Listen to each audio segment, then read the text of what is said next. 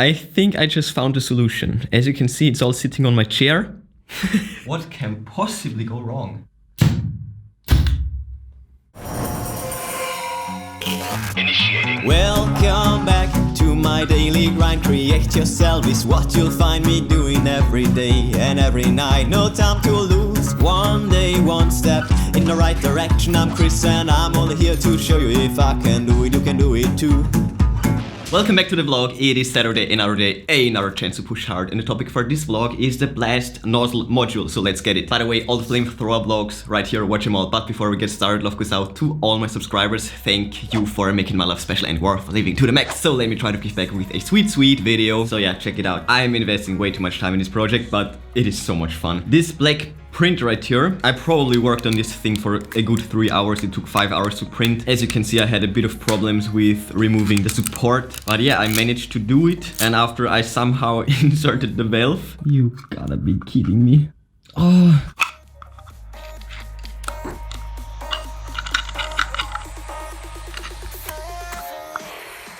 Well, this is actually the second iteration, both for the case and for this ignition cap or whatever you want to call it. And before we get to a demonstration, let's take a real good look. The valve, of course, is the central part because one day I will expand, well, I will use these two screws to mount some sort of a handle because this will sit on top of the wrist, hopefully one day. As you saw, it's basically the same nozzle, but on top now sits this blast nozzle with these air inlets right here. And on top there is a printed cap with modified wires. Well, I was able to cut off the edges and form somewhat of a needle tip, which should help with the sparks and all. I also found out that the gas is actually also coming out through these little holes, not only through the middle one, but also through the others. Also, it's a double ignition, so I'm using two modules. It's kind of overkill, and this is actually a result of another mistake that I made, because when we take a look at the first handle, at the first nozzle module iteration, as you can see, that's the stepper module right here, and these two wires, they are actually running side by side, and I had problems with the ignition, and I just found out why that was. And well, the reason is apparently these wires, well, the voltage just comes through, and as always, it takes the path of the less resistance, whatever. So it only sparked every other time, every other punch. So that sucks. And these ignition problems, yeah, that's the reason why I went for a double ignition. It would be sufficient to only go for one and just don't make stupid mistakes. But well, here we go with a double ignition. Looks freaking sick. So I'll take it. But this time, that's the plus side and that's the minus side, and they are spread apart as far as possible. And the rest is basically the same as before. I reused the flyback diodes, a flyback diode wire, whatever, and the same connector right here. Flyback diode tutorial right here. Check it out if you want to know more about that. This is to prevent back EMF, which might compromise the circuit. Anyways, so enough said. Check out the last vlog if you missed the last update in which I introduced this backpack. Let's connect the module first. I could glue the modules in, but I might come up with another case, so this should do for now. Yeah. This is actually definitely a step in the right direction. Okay, connecting the power. The only problem now is that I do not have a handle. Oh my god, this thing is already getting huge. So I'm clearly missing a handle. Oh my god, and another update. I talked about this safety switch a few times, and I might use something like this and integrate it in the grip. Basically, I want to, a plate right here and then a stick through, like, which I can grab, and the stick will probably encompass this switch. But for now, let's just use it as we always did. Always active. Here we go. Initiating. Totally not working. The ignition is not working whatsoever. The valve is definitely opening. I can clearly hear that, but the ignition is not doing a thing. As you can see, no spark whatsoever. Two modules, they will take way more amps than just one. That's weird though. But just one battery might not be able to do the job.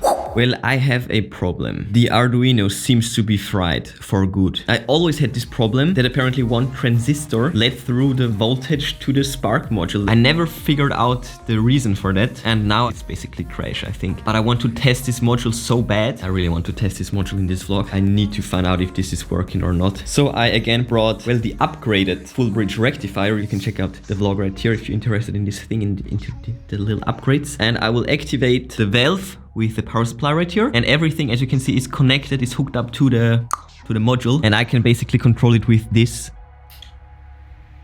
which is kinda insane. And it stopped working again. Oh, never mind. Haven't plugged in the rectifier. Okay, now check this out.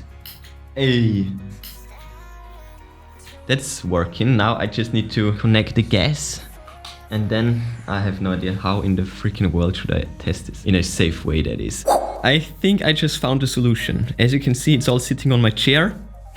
Backpack is down here. And that's the activation switch right here. What can possibly go wrong? Success.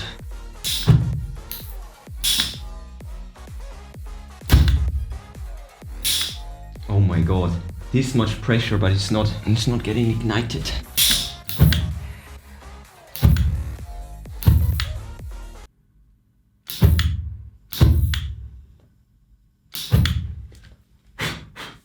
Oh, rip. Oh, this is such an awful project. It's so hard.